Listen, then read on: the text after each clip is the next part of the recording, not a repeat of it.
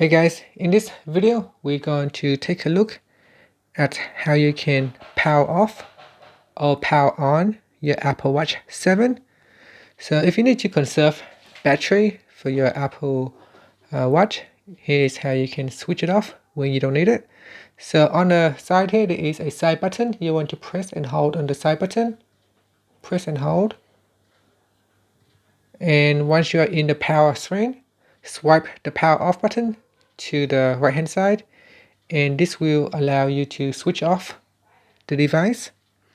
Now once it has switched off, if you need to turn it back on again, you can press and hold on the side button. Just press and hold for a few seconds until you see the Apple logo appears, and then you can let go, and that is how you can power on your Apple Watch 7. Now once it has turned on, you can then log into your device with your PIN or password. And that's it. Thank you for watching this video. Please subscribe to my channel for more videos.